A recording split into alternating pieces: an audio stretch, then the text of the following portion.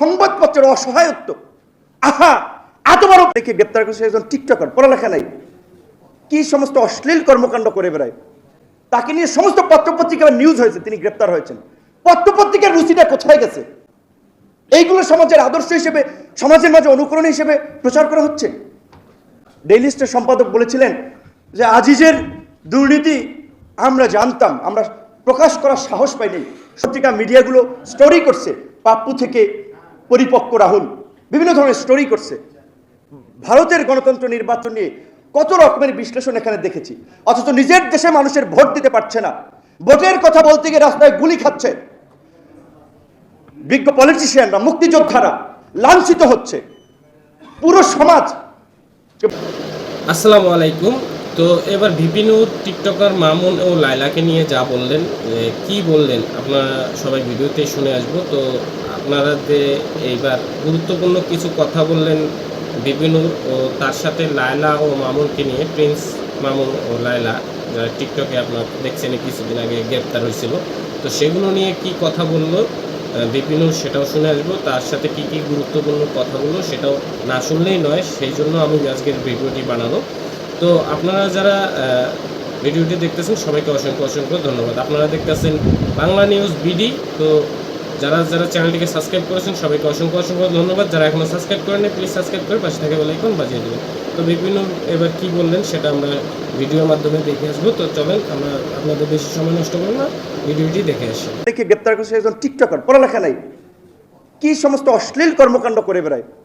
তাকে নিয়ে সমস্ত পত্রপত্রিকার নিউজ হয়েছে, তিনি গ্রেপ্তার হয়েছেন। পত্রপত্রিকার রুচিটা কোথায় গেছে? এইগুলো সমাজের আদর্শ হিসেবে, সমাজের মাঝে অনুকরণ হিসেবে প্রচার করা হচ্ছে।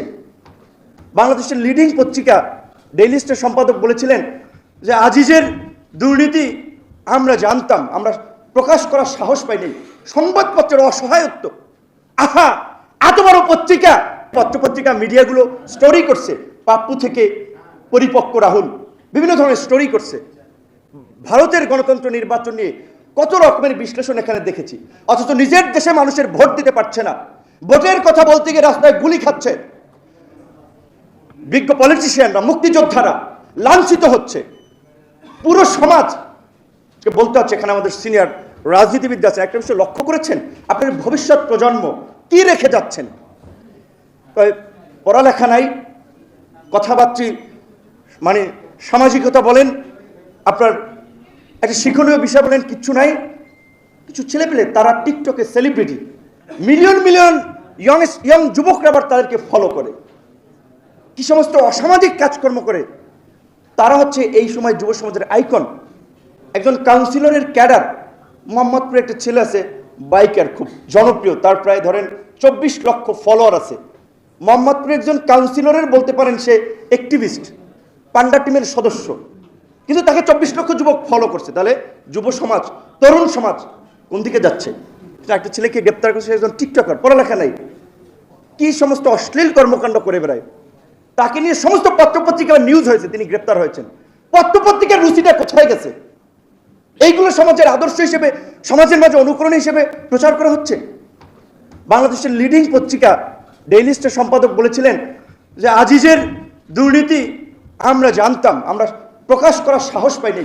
সংবাদপত্রের অসহায়ত্ব।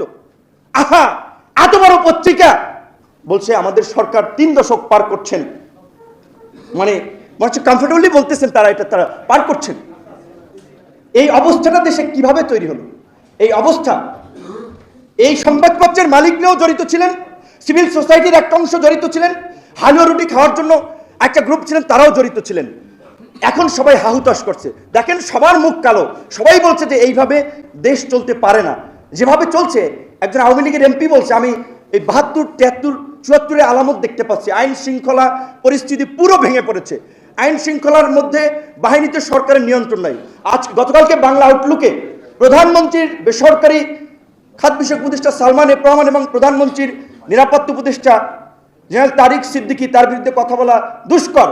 কারণ ডিজিএফআই, এনএসআই সব তার আঙ্গুলি হেলনে উঠে আর বসে। কাজে আমি কথা বলে আবার বাসা থেকে যাতে এইখান থেকে বাসায় যেতে পারবো কিনা এটা একটা সন্দেহ। তারপরেও বলছি, বাংলা আউটলুকে রিপোর্ট প্রকাশ করেছে, আপনারা পড়ে নেবেন। 11 সালে কেয়ারটেকার গভর্নমেন্ট বাতিলের ফলে যেটা তীব্র আন্দোলনের মুখে সরকারের পতন হতে পারে, সেই এক্সিটের জন্য তারা আপনার ক্যারিবিয়ান দ্বীপপুঞ্জের একটি রাষ্ট্রের নাগরিকত্বের জন্য আপনার আবেদন করেছিল, এবং তারা কিভাবে লন্ডন সহ বিভিন্ন জায়গায় তার ছেলে মেয়ে বউয়ের নামে প্রপার্টি, এত করাপশন, কয়েকটা টেলিভিশন টক আয়োজন করতে পারবেন যেন তারিক সিদ্দিকের বিরুদ্ধে, পারবেন না আপনারা।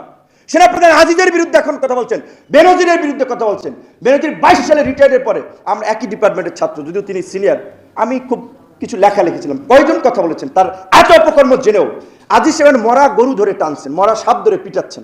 আজিজ সাহেব পদে থাকতে যখন all the prime ministers men Al Jazeera documentary প্রকাশ করলো, কিভাবে তিনি তার ক্ষমতার অপব্যবহার করে তার ভাইদেরকে রাষ্ট্রপতির ক্ষমা করে খুনিদেরকে মুক্ত করেছিলেন, দায় মুক্তি দিয়েছিলেন। সে সময় কয়েকজন সেনাপ্রধানের পদত্যাগ চেয়েছিলেন যে এই ধরনের একটা ক্রিমিনাল পরিবারের সদস্য বাংলাদেশের সেনাবাহিনীর মতো গৌরবোজ্জ্বল প্রতিষ্ঠানের প্রধান হতে পারে না। কয়েকজন ভয়েস রেজ করেছেন। আমরা বলি যখন সব কিছু কমন হয়ে যায় তখন খুব সরব থাকি। তো যাই হোক, যেহেতু আরো অনেক বক্তা বক্তব্য রাখবেন, আমি সর্বশেষ সংক্ষিপ্ত করতে চাই আমার বক্তব্যটাকে এভাবেই, যে বাংলাদেশের চলমান অনেকগুলো সমস্যার মধ্যে প্রধান সমস্যা ভারতীয় আধিপত্যবাদ থেকে মুক্ত করার জন্য এই মুহূর্তে বাংলাদেশে ভারত হটাও বাংলাদেশ বাঁচাও স্লোগান নিয়েই গণতন্ত্র পুনরুদ্ধার, ফ্যাসিবাদের বিরুদ্ধে আন্দোলন, সেই জায়গায় আমাদের ঝাঁপিয়ে পড়তে হবে। গণতন্ত্র পুনরুদ্ধার, গণ অভ্যুত্থানের সব ধরনের উপাদান বিদ্যমান, আপনারা চেয়ে দেখেন বিদ্যমান। এখন দরকার গণজাগরণ। গণজাগরণ এমনি এমনি হয় না, রাজনৈতিক দলগুলোই কাজ করে। আরেকটা কথা, আমি আশরাফ আলী আকন্দ ভাই খুবই রেসপেক্ট করি, সরি আমি একটু সময় নিয়েছি, সাইফুল ভাই, আশরাফ আলী আকন্দ ভাইয়ের একটু আমি কথা বলছি, বেয়াদবি নেবেন না, মাফ করবেন। ভাইয়ের অনেকগুলো আমি বক্তব্য শুনেছি, আমি তাকে পছন্দ করি, তার কাছে পরামর্শ নিই, কিন্তু তিনি এখন তার বক্তব্যে একটা মেসেজ যেভাবে বলছেন যে বিদ্যমান গণতন্ত্র কাজ করছে না, ফাংশন করছে না, আমেরিকার টচল, ভারতের টচল, কাজে বাংলাদেশ এই গণতন্ত্র দিয়ে কি হবে না। আমি আশরাফ আলী ভাইকে বিনয়ের সাথে পরবর্তী কোনো প্রোগ্রামে জানতে চাবো, তাহলে আপনার ফর্মুলাটা কি? এই গণতন্ত্র যদি কাজ করে, এই গণতন্ত্র আটটাক এরকম কথা বলা যায়, স্পেস তৈরি, একটা নির্বাচন হয়, জনগণ পছন্দ দিয়ে আপনার জনপ্রতিনিধি নির্বাচিত করতে পারে, এটা একটা বিদ্যমান ব্যবস্থার ফলে কিছুটা হলেও মানুষ একটু স্বস্তিতে আছে। এইটুকু যদি না থাকে তাহলে কি? এইটা একটা ফর্মুলা আমি আশরাফ ভাইয়ের কাছে পরবর্তী প্রোগ্রামে জানতে। ধন্যবাদ। আসসালামু আলাইকুম। এখন শেখ হাসিনা বলেন যে আপনাদের দরকার নাই, ওনার দরকার ইনুমেনন, ওনার দরকার বেনজির আর কি আজিজ, এরকম আরও আছে না। অর্থাৎ যারা ওনার সাথে থাকবে তাদের নিয়েই উনি দেশ চালাবে। উনি মানুষেরও ধার ধারে না, আপনাদেরও ধার ধারে না, অন্য কোনো প্রতিষ্ঠানও ওনার দরকার নাই। এমনিতে সব কিছু ভেঙে চুরে চুরমার করে দিয়েছে। আর ওনার হীরক পুত্র, সোনার ছেলে না, এখন সব হীরক ছেলে হয়ে গেছে। এবং এরকম আরও শত শত হীরের টুকরো ছেলেরা বসে আছে সব জায়গায়। একটু আগে শুনলেন না, ওই যে দক্ষিণের মেয়র তাপস, বিনা ভোটে নির্বাচিত, জবরদখলকারী আরেকজন, উনি বাণিজ্য ভবন তৈরি করবে এইখান থেকে 2 কিলোমিটারের মধ্যে। পরিচ্ছন্নতা কর্মী, যাদেরকে আমরা কি বলি, সুইপার বলি, যারা ঢাকা শহরকে পরিষ্কার পরিচ্ছন্ন রাখে, আমাদের স্বাস্থ্যকর অবস্থায় রাখার জন্য দিনরাত পরিশ্রম করে, 300 বছর ধরে তারা সেখানে আছে এবং বংশ পরস্পরাই আছে। এক একটি ঘরে 7-8 জন করে, ছোট ছোট ঘর, পুরা পরিবার নিয়ে সেখানে থাকে। বুলডোজার দিয়ে তাদেরকে উচ্ছেদ করা হচ্ছে। কেন? ওখানে বাণিজ্যিক ভবন বানাতে হবে ওনার। এর আগেও টিটি কলোনি কমলাপুরের ওখানে এই ধরনের উচ্ছেদ অবস্থান চালিয়েছে। এই সমস্ত হীরের টুকরো ছেলেরা সারা দেশে সারা জায়গায় বসে আছে, কিন্তু কোন জায়গায় নাই। এই যে ওয়াসার একজন এমডি সাহেব আজকে কত বছর ধরে বসে আছে, কত বড় দুর্নীতিবাজ, মহা দুর্নীতিবাজ। এত কাহিনী লেখা হয়েছে তার উপর পত্রপত্রিকায়। এক চুলোরও শেখ হাসিনা নড়ে নাই, তারে রাখবেই। জনগণের বিরুদ্ধে গিয়ে তাকে রাখতে হবে।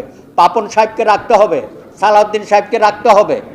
কোথায় না, আপনি উচ্চ আদালতে যান, সেখানে বিচারক নিয়োগ হচ্ছে কিভাবে? কোনো আইনকানুন বিধিমালার তোয়াক্কা করে না এরা, যেমন খুশি তেমন। বলে কি যে আমার লোক কিনা, এত মেধা সততা আমার দেখার দরকার নাই, আমার কথায় উঠবে বসবে কিনা সেই ধরনের লোকগুলোকে বাছাই করে সেখানে বিচারক নিয়োগ করা হয়। এবং হাইকোর্ট ডিভিশন থেকে যে আপিল বিভাগে নেবে সেখানেও এগুলো বিবেচনায় নেয়, কারা তার কথায় উঠবে বসবে। আপনি দেখেন নাই, একজন শুনে নাই কথা, ষোড়শ সংশোধনী বাতিল করেছিল এসকে সিনহা, শেখ হাসিনারই তো নিয়োগপ্রাপ্ত, অনেক যাচাই বাছাই করে তাকে দেওয়া হয়েছিল, কিন্তু রায় কেন দিল শেখ হাসিনার ষোড়শ সংশোধনীর বিরুদ্ধে? তাকে আর থাকতে দিল না দেশে। এসব তো কাহিনী হয়েই আছে, আরো হবে। যত দিন যাবে তার রূপ আমরা আরো দেখতে পাবো, কিন্তু আমরা বেশি দিন অপেক্ষা করতে চাই না। আজকে আমরা যারা এখানে আসছি, আমাদের সুর, তাল, লয় একটু যেন ভিন্ন ভিন্ন হচ্ছে। আমি কিন্তু ব্যক্তিগতভাবে এটা আশা করি না। আমরা একটা মহাসংকটের মধ্যে আছি। হিমালয় সমান একটা পর্বত আমাদের ঘাড়ে চাপে বসে আছে। আগে তাকে সরাইতে হবে। যার যার দলীয় রাজনীতি আপনার জায়গায় করেন, যখন আমরা সম্মিলিতভাবে আসব, একই সুরে আমরা কথা বলবো, শেখ হাসিনার পতন অনিবার্য করব। তো এই ছিল আজকের ভিডিও। যদি ভিডিওটি ভালো লাগে তাহলে ভিডিওটিকে লাইক করুন, শেয়ার করুন, কমেন্ট করুন এবং এরকম নিত্য নতুন ভিডিও পেতে চাইলে সবার আগে চ্যানেলটিকে সাবস্ক্রাইব করে পাশে থেকে বেল আইকন বাজিয়ে দেবেন। তাহলে আপনারা সবার আগে এরকম নিত্য নতুন আপডেট ও লেটেস্ট ভিডিও পেয়ে যাবেন। তো ধন্যবাদ সবাইকে ভিডিও দেখার জন্য। দেখা হচ্ছে নেক্সট কোনো ভিডিওতে। ততক্ষণ ভালো থাকবেন, সুস্থ থাকবেন। আসসালামু আলাইকুম।